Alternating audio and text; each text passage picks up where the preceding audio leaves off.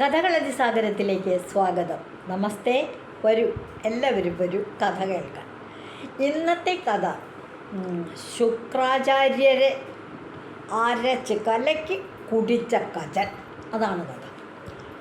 എന്താണ് ഈ കഥയിലെ കഥാപാത്രങ്ങൾ? പ്രധാനമായിട്ട് ദേവഗുരുവായ ബൃഹസ്പതി, ദേവന്മാരുടെ എല്ലാം ഗുരുവാണ് ബൃഹസ്പതി. അദ്ദേഹത്തിനൊരു പുത്രനുണ്ട്, കജൻ എന്നാണ് പേര്. ശുക്രാചാര്യർ എന്ന് പറയുന്നത് അസുരന്മാരുടെ ഗുരുവാണ്. അദ്ദേഹത്തിനൊരു മകളുണ്ട്, ദേവയാനി. ബൃഹസ്പതിക്ക് തൻ്റെ മകനെ വളരെ ജീവനാണ്, നല്ല സ്നേഹമാണ്. പക്ഷെ അതേപോലെ തന്നെ കജൻ വളരെ നല്ലൊരു ദേവനുമാണ്. ദേവന്മാർക്കിടയിൽ ഈ ദേവാസുര യുദ്ധം ഉണ്ടാകുമ്പോൾ യുദ്ധത്തിൽ മരിച്ചു പോകുന്ന അസുരന്മാരെയൊക്കെ മൃതസഞ്ജീവിനി എന്ന് പറയുന്നൊരു മന്ത്രമുണ്ട്.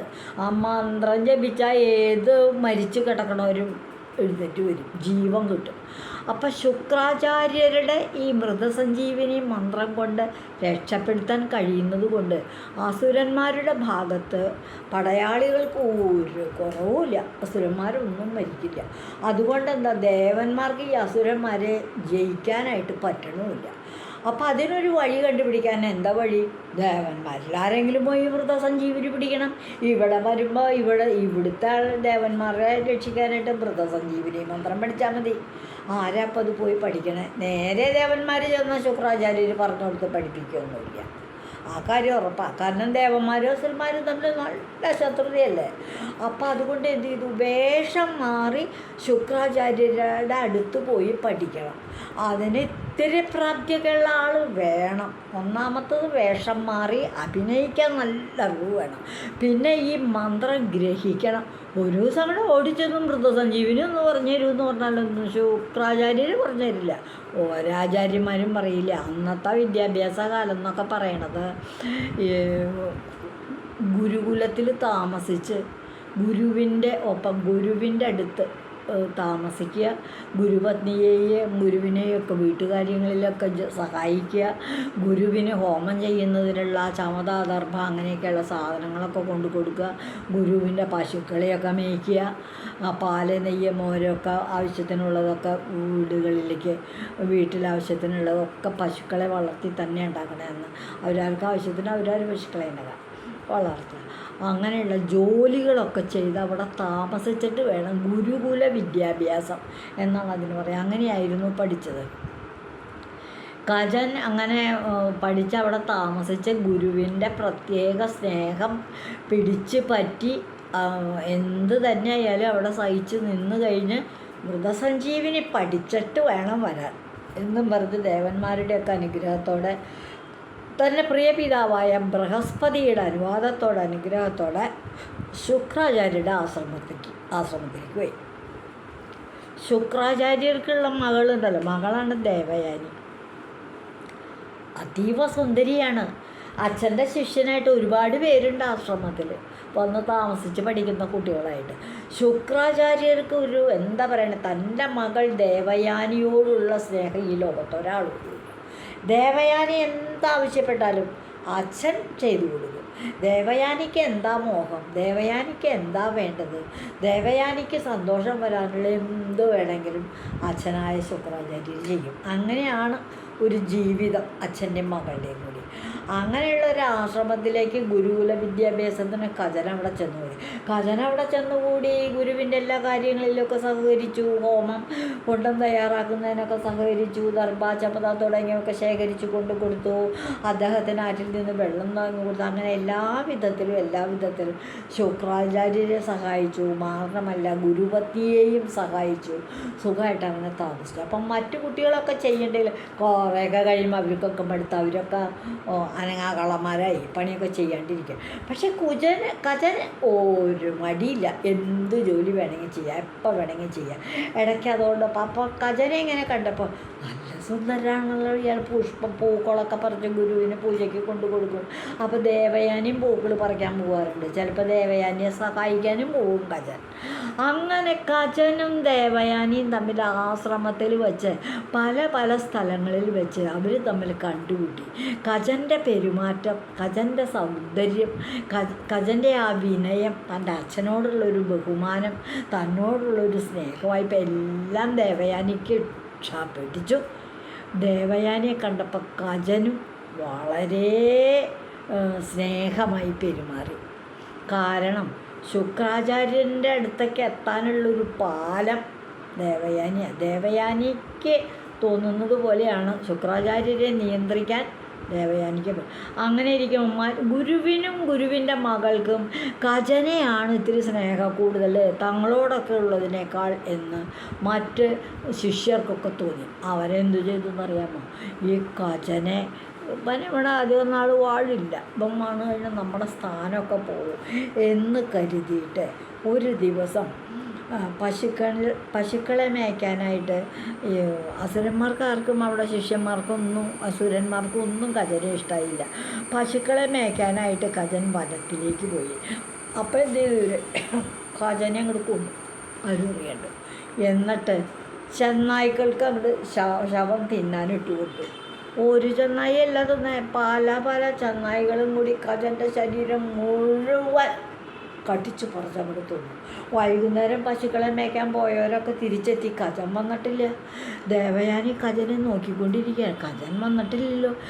കുറച്ചു നേരം കൂടെ കാത്തു. ഒരുപാട് നേരമായി. ഒരുപാട് വൈകി. സന്ധ്യയ്ക്ക് പ്രാർത്ഥനയുടെ സമയമായി. എല്ലാ ശിഷ്യന്മാരും വന്ന് പ്രാർത്ഥന ചെയ്യുമ്പോൾ ആചാര്യൻ വന്നു, ശുക്രാചാര്യൻ. എന്നിട്ട് അപ്പം കജനെവിടെ? കാണാനില്ലല്ലോ അവിടെ. കജൻ ഇതുവരെ കാട്ടിന്ന് വന്നിട്ടില്ല. മറ്റുള്ളവരൊക്കെ വളരെ ശിഷ്യന്മാർ അസുരന്മാരാണ് ശിഷ്യന്മാരൊക്കെ. അവരൊക്കെ പറഞ്ഞു, അയ്യോ ഇങ്ങനെയായാലോ. ഉടൻ തന്നെ ദേവയാനി വന്നു. അച്ഛാ, കജൻ ഇതുവരെ വന്നിട്ടില്ല. അതേ നേരെ ഇരുട്ടായി.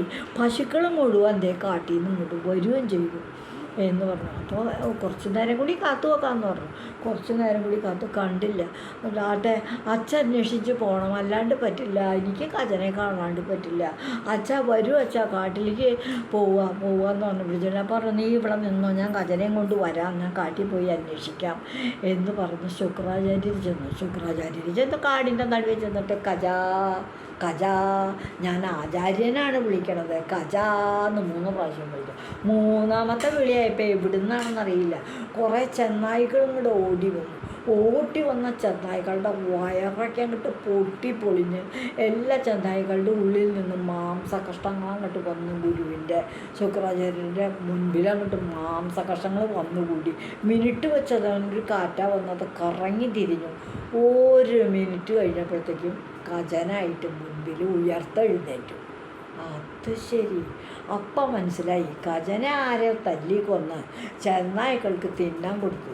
ഞാൻ വിളിച്ചപ്പോൾ മൃതസഞ്ജീവിനി മന്ത്രം ചൊല്ലി ശുക്രാചാര്യരെ അങ്ങോട്ട് വിളിച്ചപ്പോൾ ഈ ചെന്നായ്ക്കളുടെ വയറ്റിലെത്തിയ മാംസകഷ്ണങ്ങളൊക്കെ ഒന്നിച്ച് വന്ന് വീണ്ടും കജനായി, ജീവനോടെ കജനായി. അങ്ങനെ ഉണ്ടായത്. കജനെ കൊണ്ട് ശുക്രാചാര്യർ വരികയും ചെയ്തു. അപ്പോൾ ഇവിടെ വന്നപ്പോൾ ഇവർക്ക് ആകെ മറ്റുള്ളവർക്ക് തല്ലിക്കൊന്നവർക്ക് അത്ഭുതമായി. അയ്യോ, തല്ലിക്കൊന്നാലും ഒരു രക്ഷയില്ലല്ലോ. ഗുരു പോയി ഇത് കജനെ ജീവിപ്പിച്ചു കൊണ്ട് വരികയല്ലേ, എന്ത് ചെയ്യും? അങ്ങനെ വന്നപ്പോൾ കജനെ കാണാതെ ഇവർ തമ്മിലുള്ള സ്നേഹം അങ്ങോട്ട് വളരെ മൂർധന്യാവസ്ഥയിലെത്തി. കജനെ കാണാതെ ജീവിക്കാൻ പറ്റില്ല ദേവയാനിക്ക്. കജനും അതിനനുകൂലമായിട്ട് നിന്നു. ദേവയാനിയെ തന്നെ വിവാഹം ചെയ്യാൻ പാകത്തിന് സ്നേഹമായ വിധത്തിൽ ദേവയാനിയും മരിക്കരുത്. അങ്ങനെ ഇരിക്കെ ഈ തല്ലി കൊന്ന ചെന്നായ്ക്കൾക്ക് തിന്നാൻ കൊടുത്തവർക്ക് തോന്നി, ഇയാളെ ഇനി ബാക്കി വെച്ചാൽ പറ്റില്ല, മാംസകഷ്ണമായിട്ട് തിന്നിട്ടും വന്നില്ലേ, ഒരു കാര്യം ചെയ്യാം. അപ്പോൾ ഈ ശുക്രാചാര്യർക്ക് കുറേശ്ശെ മധുസേവയുണ്ട്. എന്താ ഈ മധുസേവ എന്ന് പറഞ്ഞാൽ മദ്യസേവ. അപ്പോൾ ഇവരെന്തു ചെയ്തു എന്നറിയാമോ? കജനെ വീണ്ടും തല്ലിക്കൊന്ന് അരച്ച് കലക്കി. എന്നിട്ടോ ശുക്രാചാര്യർ കുടിക്കണേ ആ മദ്യത്തിൽ അങ്ങോട്ട് കലക്കി. അദ്ദേഹം രാത്രി കിടക്കാൻ നേരത്തെ ഒരു കുടം കൊണ്ടാണ് മദ്യം കഴിക്കുക. ആ കുടം എടുത്തിട്ടങ്ങോട്ട് അസുരൻ അല്ലേ ശുക്രാചാര്യർ, അദ്ദേഹം ഈ കുടത്തിലെ മദ്യം മുഴുവൻ അങ്ങോട്ട് കുടിച്ചു കഴിഞ്ഞ് കുറച്ച് കഴിഞ്ഞപ്പോൾ വയറിനകത്തൊക്കെ ആകെ ഒരു അനക്കം. എന്താ അത്? ഞാനെന്നും പതിവാണല്ലോ കേട്ടൊക്കെ സാരമല്ല കിടന്നുറങ്ങന്നെ എന്ന് വിചാരിച്ച് കിടന്നുറങ്ങി. കിടന്നുറങ്ങി കഴിഞ്ഞിട്ട് തിരിഞ്ഞും മറിഞ്ഞൊക്കെ കിടന്നു. കുറച്ച് കഴിഞ്ഞപ്പോൾ ദേവരുടെ ദേവയാനി, അച്ഛാ ഖജനെ കാണാനില്ല അച്ഛാ, ഖജനെ കാണാനില്ല അച്ഛാ, അച്ഛാ എവിടുന്നായാലും ഖജനെ കൊണ്ടുവരും, എനിക്ക് ഖജനെ കൂടാണ്ട് ജീവിക്കാനേ പറ്റില്ല അച്ഛാ, ഖജനെ വിളിക്കൂ അച്ഛാ, ഖജനെ വിളിക്കൂ അച്ഛാ എന്നുള്ളു. അപ്പം മനസ്സിലായി. ഉടൻ തന്നെ ശുക്രാചാര്യരെ മൃതസഞ്ജീവിനി മന്ത്രം ചൊല്ലാനായിട്ട് നോക്കി. ചൊല്ലാൻ നോക്കുമ്പോൾ ഖജ ഒന്ന് വിളിച്ചു കഴിഞ്ഞപ്പോൾ ശുക്രാചാര്യർ വിളിച്ചപ്പോൾ ഖജൻ വിളി കേട്ടു, ഗുരോ. ഇവിടുന്ന് ഈ മുറിക്കകത്തുനിന്നാണല്ലോ ശബ്ദം. ഖജ ഗുരോ, ഞാനിവിടെ ഉണ്ട്. എവിടെയാണ് ഗുരു, എവിടെയാണ് ഖജ ഇരിക്കണത് നീ എന്ന് ചോദിച്ചു. കുറച്ച് കഴിഞ്ഞപ്പോൾ ഗുരു ഞാൻ അങ്ങയുടെ വയറ്റിലാണ്. എൻ്റെ വയറ്റിലോ? ശരിയാണല്ലോ, വയറ് കുറേ ശാനുണ്ട്. ഖജ എന്ന് വിളിച്ചപ്പോൾ വയറ്റിൽ നിന്നാണ് ഈ വിളിയേക്കണേ ഖജൻ. അപ്പം മനസ്സിലായി, എനിക്ക് പുറത്ത് കിടക്കാൻ പറ്റണില്ല ഗുരു, ഞാൻ എന്താ ചെയ്യണേ എങ്ങനെയാണെന്നറിയില്ല, ഞാൻ അവിടെ ഉറങ്ങിക്കിടന്നിരുന്നതാ, പിന്നെ എന്താ പറ്റിയെന്നറിയില്ല, ഞാൻ അങ്ങ് വിളിക്കുമ്പോഴാണ് ഞാൻ അറിയണത്, എങ്ങനെ ഞാൻ ഇതിനകത്തായി എന്ന് എനിക്കറിയില്ല. അപ്പോൾ ഉടൻ ദേവയാനി മറ്റുള്ള അമ്മയൊക്കെ കൂടെ ആലോചിച്ചപ്പോൾ മനസ്സിലായി. എല്ലാം നോക്കിക്കഴിഞ്ഞപ്പോൾ അവിടെ ശിഷ്യന്മാരെ വിളിച്ച് ചോദ്യം ചെയ്തു. ശുക്രാചാര്യ ചോദിച്ചപ്പോൾ അവർ പറഞ്ഞു, ഞങ്ങൾ തല്ലിക്കൊന്ന് അരച്ച് കലക്കും, മദ്യ കലക്കി. അങ്ങ് ആ മദ്യ കുടിച്ചത്. അയ്യോ, അങ്ങനെയാണ് ഖജൻ വയറ്റിലായത്. അപ്പോൾ ഇനി എന്താ ചെയ്യുക? ഖജന് പുറത്ത് വരട്ടെ. ഖജൻ പുറത്ത് വന്നില്ലെങ്കിൽ ദേവയാനി ഇപ്പോൾ ഹൃദയം പൊട്ടി മരിക്കും. ഖജൻ പുറത്തേക്ക് വന്നിട്ടുണ്ടെങ്കിൽ ശുക്രാചാര്യർക്ക് ഗുരുവിൻ്റെ വയറ് പൊട്ടി മരിക്കും. അപ്പം ഖജൻ പുറത്ത് വന്ന് വയറ് പൊട്ടി ഗുരു മരിക്കണോ, അതോ ഖജനെ കാണാതെ കണ്ട് ഗുരുവിൻ്റെ വയറ്റിൽ കിടക്കുന്ന ഖജനെ കാണാതെ കണ്ട് ഹൃദയം പൊട്ടി ദേവയാനി മരിക്കണം? എന്തായാലും ഇപ്പം മരണമൊക്കെ ഉറപ്പാണ്. ഉടൻ തന്നെ ശുക്രാചാര്യർ എന്താ ചെയ്യണേ, നീ മൃതസഞ്ജീവിനി കൊണ്ട് ഇവരെ ജീവിപ്പിക്കാമെന്ന് വെച്ചാൽ ഞാൻ മരിക്കും. അപ്പോൾ ദേവയാനി വെച്ചാൽ എന്താ മോളെ വേണ്ടേ? ഇയാൾ പുറത്തേക്ക് വന്നാൽ അച്ഛൻ മരിക്കും, നിനക്ക് അച്ഛനില്ലാണ്ട് ജീവിക്കാനാവും, എന്നാൽ ഖജനെ പുറത്ത് കൊണ്ടുവരാമെന്ന് പറഞ്ഞു. അപ്പോൾ അച്ഛാ അതിനൊരു കാര്യം ചെയ്യാച്ചാ, മൃതസഞ്ജീവിനി ചൊല്ലിയിട്ടല്ലേ അച്ഛൻ ഈ മരിച്ചു പോയവരെയൊക്കെ ജീവിപ്പിക്കണേ? അതെ, അച്ഛനെ ഇപ്പം തന്നെ ഖജനെ ആ മൃതസഞ്ജീവിനി അങ്ങോട്ട് പറഞ്ഞു കൊടുക്കും. മൃതസഞ്ജീവിനി പറഞ്ഞു കൊടുക്കുക, അത് ഞാൻ ആർക്കും പറഞ്ഞു കൊടുക്കില്ല. അയ്യോ അച്ഛാ, ഇപ്പം അങ്ങോട്ട് വിചാരിച്ചാൽ പറ്റില്ല, അത് ഖജനെ നിർബന്ധമായിട്ട് അച്ഛനങ്ങോട്ട് പഠിപ്പിക്കണം. അപ്പം ഖജൻ മൃതസഞ്ജീവിനി പഠിച്ച ഖജൻ അച്ഛൻ്റെ വയറ് പൊട്ടി പുറത്തേക്ക് വന്നാലും ആ മൃതസഞ്ജീവിനി ഉപയോഗിച്ച് അച്ഛനെ ജീവിപ്പിക്കുമല്ലോ, അതുപോലെ. അപ്പം ശുക്രാചാര്യത്തിന് അതായാലും മതി. പക്ഷെ മൃതസഞ്ജീവിനി അത് അത്യപൂർവമായൊരു മന്ത്രമാണ്, അത് പറയാൻ കൊടുക്കാൻ പറ്റുമോ മറ്റൊരാൾക്ക്? അച്ഛാ ഇത് മറ്റൊരാളൊന്നുമല്ല, ഞാൻ അദ്ദേഹത്തിൻ്റെ കൂടെ ജീവിക്കുള്ളൂ കേട്ടോ, പറഞ്ഞേക്കാം. ഇനി ഞങ്ങൾ തമ്മിൽ വിവാഹം കഴിക്കും. അപ്പം ഖജൻ നമ്മുടെ കുടുംബത്തിലൊരാളാവില്ലേ? അച്ഛൻ ആ മൃതസഞ്ജീവിനി ഉപദേശിക്കൂ ഖജനെ. ശരി, നിങ്ങളെല്ലാവരും പുറത്തു പോയി, ഞാൻ എൻ്റെ വയറ്റിൽ ഏതായാലും ഖജനുണ്ടല്ലോ, ഖജ ഒന്ന് വിളിച്ചു നോക്കി. ഖജ ഗുരോ, അകത്തുനിന്ന് വയറിനകത്തുനിന്ന് ശബ്ദം. ഉടൻ തന്നെ ശുക്രാചാര്യർ മൃതസഞ്ജീവിനി ഒന്ന് ചൊല്ലി ഖജനെ അങ്ങ് പഠിപ്പിച്ചു. എന്നിട്ട് ഖജനങ്ങനെ പഠിച്ച് റെഡിയാക്കി വെച്ചു. പിന്നെ അദ്ദേഹം വീണ്ടും മൃതസഞ്ജീവിനി ഒന്നുകൂടെ ചൊല്ലി ഖജനെ പുറത്ത് പിന്നെ വിളിച്ചപ്പോൾ പുറത്ത് വന്നോട് കൂടിയിട്ട് ശുക്രാചാര്യരുടെ വയറങ്ങോട്ട് പൊട്ടി പുളർന്ന കൊണ്ടയും കുടലും ഒക്കെ അങ്ങോട്ട് പുറത്ത് ചാടി ശുക്രാചാര്യർ അങ്ങോട്ട് വീണ് മരിച്ചു. ദേവയാനി വേഗം ഓടി വന്നു. ഖജനോട് പറഞ്ഞു, ഖജ എൻ്റെ അച്ഛൻ മരിച്ചു പോയില്ലേ, മൃതസഞ്ജീവിനി പഠിച്ചില്ലേ, വേഗം അച്ഛനെ ഒന്ന് രക്ഷിക്കൂ. അങ്ങനെ ആവാൻ ദേവയാനി വിഷമിക്കാതിരിക്കും, ഞാൻ രക്ഷപ്പെടുത്തി കൊണ്ടുവരാൻ ഗുരുവിനെ എന്ന് പറഞ്ഞ് ഖജൻ മൃതസഞ്ജീവിനി ചൊല്ലി ശുക്രാചാര്യരെ ജീവിപ്പിക്കുകയും ചെയ്തു. ഇപ്പം എന്തായി? ദേവലോകത്ത് നിന്ന് വന്ന ദേവഗുരുവായ ബൃഹസ്പതിയുടെ പുത്രൻ ഖജൻ മൃതസഞ്ജീവിനി പിടിച്ചു. അയാൾ വന്നത് തന്നെ ഇതിനാ. അങ്ങനെ അവിടെ നിന്ന് വന്ന കാര്യം സാധ്യമായി എന്ന് കണ്ടപ്പോൾ കജന് സന്തോഷമായി. തന്നെ തിരിച്ചറിഞ്ഞിട്ടില്ല ഇതുവരെ, ദേവനാണ് ദേവപാലനാണെന്ന് അറിഞ്ഞിട്ടില്ല. അങ്ങനെ 1-2 ദിവസം കഴിഞ്ഞ് തരാൻ നോക്കിക്കൊണ്ട് കജൻ വിട്ടടിച്ച് പോയി ദേവലോകത്തേക്ക്. അങ്ങനെയാണ് കജന് ശുക്രാചാര്യരുടെ അടുത്ത് നിന്ന് കജൻ മൃതസഞ്ജീവിനി വിദ്യ പഠിച്ചത്. അപ്പോൾ ഈ കഥയുടെ പേരെന്താണ്?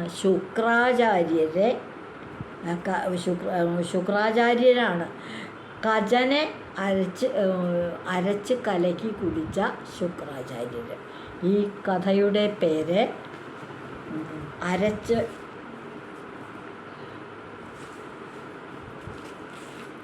അരച്ച് കലക്കി കുടിച്ച കജൻ. കജനെയാണ് അരച്ച് കലക്കി മദ്യത്തിലൂടെ ദേവന്മാർ ശുക്രാചാര്യർ കൊടുത്ത് എന്നിട്ട് ജീവിപ്പിക്കുകയും ചെയ്തു. ഈ കഥ നിങ്ങളുടെ കൂട്ടുകാർക്കൊക്കെ പറഞ്ഞു കൊടുക്കണം കേട്ടോ, മറ്റുള്ളവർക്കൊക്കെ അറിയണം കേട്ടോ. ശുക്രാചാര്യരുടെയും കജൻ്റെയും ദേവയാനിയുടെയും ഒക്കെ കഥകൾ, ഒരുപാട് കഥകളുണ്ട്. ഞാനിങ്ങനെ തരത്തിന് ഓരോന്നായിട്ട് പറഞ്ഞു തരാം കേട്ടോ. ഇതുവഴി വന്നാലും ഇത്തിരി നേരം ഇരുന്നാലും കഥകൾ കേട്ടാലും